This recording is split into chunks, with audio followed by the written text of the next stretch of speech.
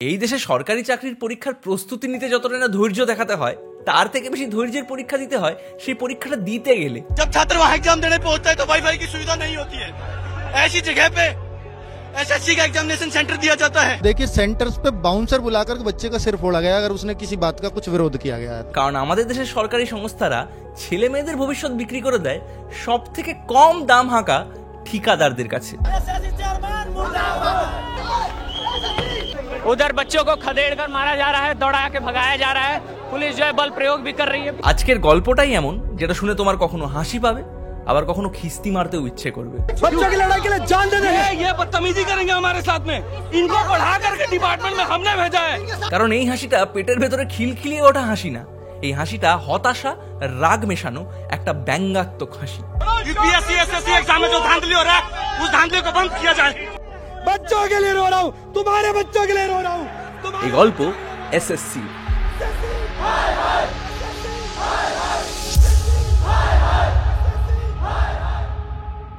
24 জুলাই থেকে 1 আগস্ট ছিল এসএসসির ফেজ 13 এর পরীক্ষা। এটা সেই সরকারি চাকরির সোনার হরিণ যেটা পাওয়ার জন্য লাখ লাখ ছেলে মেয়ে বছরের পর বছর প্রস্তুতি নেয়, কোচিং করে, বাড়ির সর্বস্ব সঞ্চয় করা টাকা খরচা করে একটা স্বপ্ন দেখে চাকরি পাওয়ার। আর তারপর কি হয়? তারা পায় সিস্টেমের থাপ্পড়।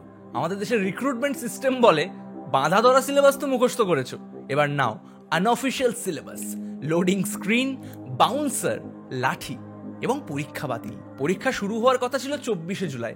সাধারণত এসএসসি পরীক্ষার 4 দিন আগে অ্যাডমিট কার্ড আসে, কিন্তু এইবার এলো মাত্র 2 দিন আগে। অনেকের অ্যাডমিট কার্ড এমন এলো যে দেখে মনে হয় একটা বাহারি মালঞ্চ বিয়ের কার্ড, একটা ফাঁকা স্লট যেখানে পরীক্ষার জায়গা পরে কোনো একদিন জানানো হবে। পরীক্ষার দিনে দেখা গেল যে কোনো ইনফরমেশনই নেই, কেউ জানেই না কোথায় যেতে হবে। কারোর এক্সাম सेंटर तो बाड़ी থেকে 1000-2000 किलोमीटर অবধি দূরে পড়লো। बच्चों के लिए सेंटर पूछा जाता है प्रेफरेंस में। मान लीजिए मैंने भरा है दिल्ली, लखनऊ, गोरखपुर, ये हमें सेंटर दे रहे हैं जम्मू कश्मीर। जम्मू कश्मीर का एक विजुअली इम्पेयर्ड बंदा है, उसको दे दिया है दिल्ली। उसके बाद भी सुनिए, दिल्ली आने के बाद कहते हैं आपके एग्जाम्स जो है वो कैंसल्ड है, और कब होंगे कब नहीं है किसी को भी नहीं पता है। क्या आप हमें पैसे दे रहे हो उन सारी चीजों के? সাউথ ইন্ডিয়ার একজন ছেলের এক্সাম সেন্টার পড়লো নর্থ ইন্ডিয়ায়, জয়পুরের একজন ছেলের এক্সাম সেন্টার পড়লো সুদূর আন্দামান নিকোবরে। কালা পানি পার করে যেতে হলো। ও সরি, এখন তো আবার পানি বলা যাবে না, কালা জল।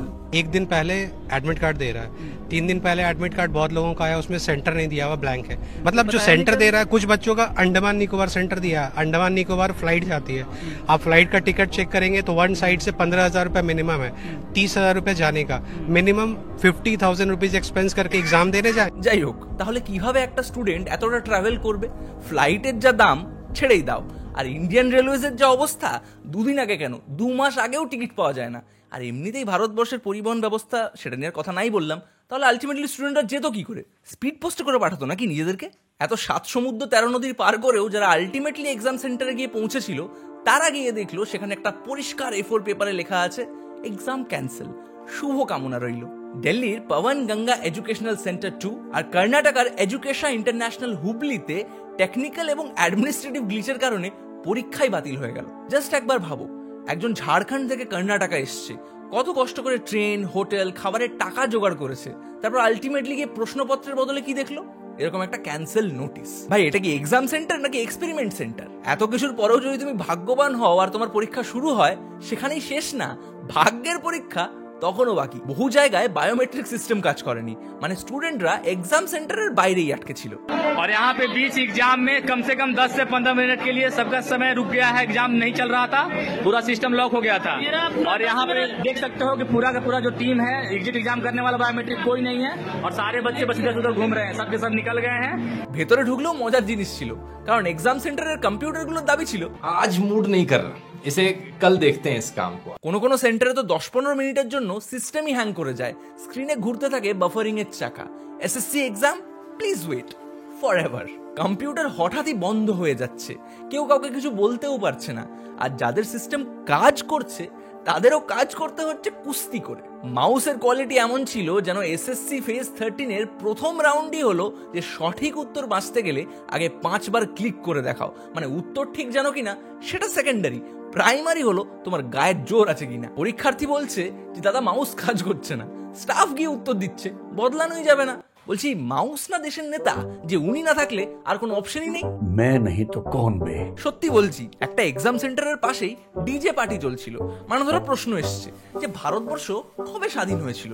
তুমি বহুত চিন্তা করে ভাবলে যে কি উত্তর লিখবো, 1947 নাকি 2014। হঠাৎ করে পাশ থেকে আওয়াজ এলো, ডিজে वाले বাবু মেরা গানা চালা দো, গানা চালা দো। এসএসসি ভাবলো যে জেনারেল নলেজ, জেনারেল নয়েজ। বাইরে তো এত সার্কাস চলছিল, তাহলে ভেতরে কি চলছিল? যদি তোমাকে বলি যে ভেতরে যারা ছিল তারাই যদি বলে বোর হয়ে গেছি, मजा नहीं आ रहा है। অনেক ইনভিজিলেটর তো নিজেদের ফোনে রিলস দেখছিল, কেউ কেউ তো ইনভিজিবলই ছিল, মানে ছিলই না। इवैपोरेट हो गए क्या? কি ভাবছো এখানেই শেষ? আরে কিছু কিছু সেন্টারে তো বাউন্সার অবধি ছিল।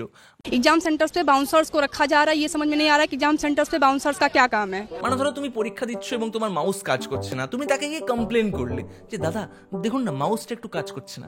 সে এসে তোমাকে বলবে এই ইনভিজিলেটর রেস্ট নিচ্ছে, তার পিছে যদি কোনো ব্যাঘাত ঘটিয়েছো না চাঁদু, তোমাকে রেস্ট ইন পিস করে দেবো।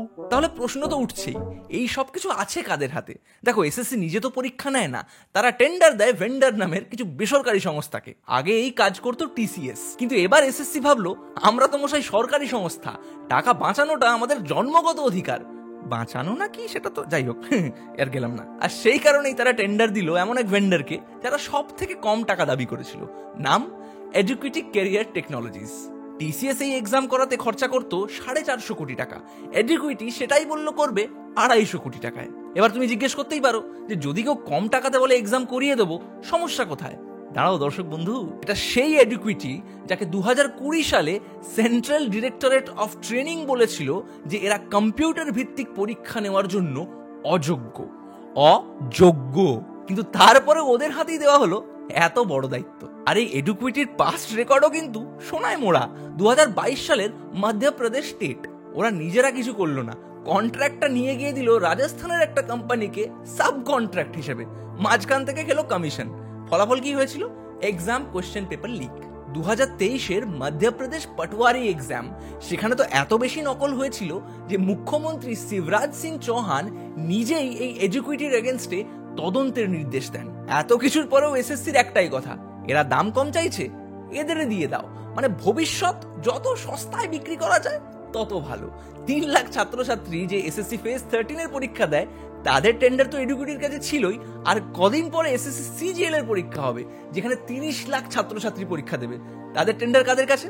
एडुकुइटी। एसएससी क्या कर रही है, एक टीसीएस जिसमें 3-4 खामियां थी, उन सुधारने के बदले में उन्होंने हमें ऐसा परेशानी में डाला है कि आज हम एक पंखा, एक पेन और एक पेंसिल के लिए डिमांड कर रहे हैं। एक रफ पेपर देने का उनकी औकात नहीं है एडुकेटी के पास। আর এই সব কেলেঙ্কারির বিরুদ্ধে যখন ছাত্র এবং শিক্ষকরা একসাথে রাস্তায় নামে, এসএসসির অ্যাটিটিউড হয় তোমরা কিন্তু শান্তি শৃঙ্খলা বিঘ্নিত করছো মামা। দিল্লির এসএসসির হেডকোয়ার্টারে যখন বিক্ষোভকারীরা গেল, তাদের ঢুকতেই দেওয়া হলো না।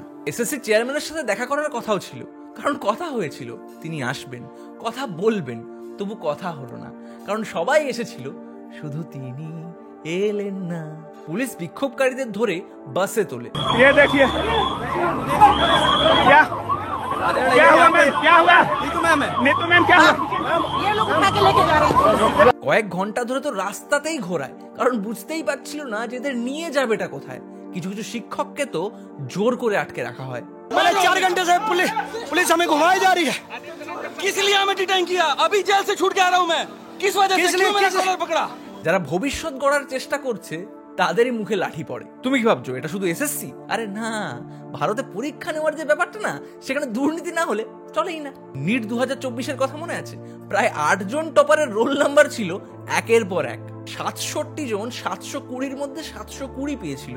নিটের মার্কিং স্কিম এবং এক্সামের স্ট্যান্ডার্ড অনুযায়ী এটা প্রায় অসম্ভব। পরবর্তীকালে তদন্তে উঠে আসে যে প্রশ্নপত্র ফাঁস হয়েছিল পাটনা থেকে। ইউপিএসসি 2025-এর যখন প্রিলিমস এক্সাম হয়েছিল, তখন একটা গুজরাটি নিউজ পেপারে ছাপা হয় যে প্রশ্নপত্র লিক হয়েছিল। আর সব থেকে বেশি ছাত্রছাত্রী এক্সামটা কোথায় ক্লিয়ার করেছিল? গুজরাট থেকেই, শাইনি গুজরাট। 3 জন কোয়ালিফায়ার রোল নাম্বার ছিল একদম পাশাপাশি, যেটাও কিন্তু ইউপিএসসির ইতিহাসে বিশেষ দেখা যায় না। আর পশ্চিমবঙ্গের অবস্থা তো ছেড়েই দিলাম। একটা রিপোর্ট বলছে গত 7 বছরে 70টির বেশি পরীক্ষার প্রশ্নপত্র ফাঁস হয়েছে, যার প্রভাব গিয়ে পড়েছে 1,70,00,000 ছাত্রছাত্রীর উপর। তাই বোঝা যাচ্ছে যে এসএসসি একটা কেস হলেও আসলে তো পুরো সিস্টেমটাই রোগে ধরেছে। আমি জানি যে তোমার মন খারাপ, তুমি রেগে আছো, হতাশ আছো এবং ক্লান্ত আছো। সব থেকে মর্মান্তিক বিষয় এটাই, যে তরুণদের আজকে দেশের উন্নতিতে কাজে লাগা উচিত, তারা রাস্তায় নেমে পুলিশের লাঠি খাচ্ছে। তাই প্রশ্ন করা শুরু করো ভাই, কারণ তুমি প্রশ্ন না করলে এই সিস্টেম তোমার জীবন এবং স্বপ্ন সবকিছুকে নিয়ে ব্যবসা চালিয়ে যাবে। আজ যদি তুমি চুপ থাকো, তাহলে কাল তোমার কোনো এক প্রিয়জন এক অন্য এসএসসি ফেজ 13-এর শিকার হবে। তাই কথা বলো, আওয়াজ তোলো, কারণ প্রশ্ন যদি না করো না ভাই, তাহলে একদিন প্রশ্ন করাই ভুলে যাবে। এই পুরো বিষয়টা নিয়ে তোমাদের কি মতামত আমাদের কমেন্টে জানিও। যদি এই ভিডিওটা ভালো লাগে তাহলে মানুষের সাথে শেয়ার করো। আমরা চাই যে মানুষ এই বিষয়গুলো নিয়ে আরো বেশি জানুক। আমাদের চ্যানেলটা ভালো লাগলে সাবস্ক্রাইব করতে পারো, এবং যদি চাও আমাদেরকে ডাইরেক্টলি সাপোর্ট করতে, তাহলে আমাদের মেম্বারশিপগুলো নিতে পারো। সেখানে তোমরা বেশ কিছু পার্কস পাবে, যেমন বিটিএস ভ্লগস এবং আরো অন্যান্য অনেক ফান জিনিসপত্র থাকে। বাট মোস্ট ইম্পর্টেন্টলি, আমরা এরকমের কন্টেন্ট আরো বানিয়ে যেতে তোমাদের থেকে সাহায্য পাই। টিল দেন, সবাই খুব ভালো থেকো, টাটা।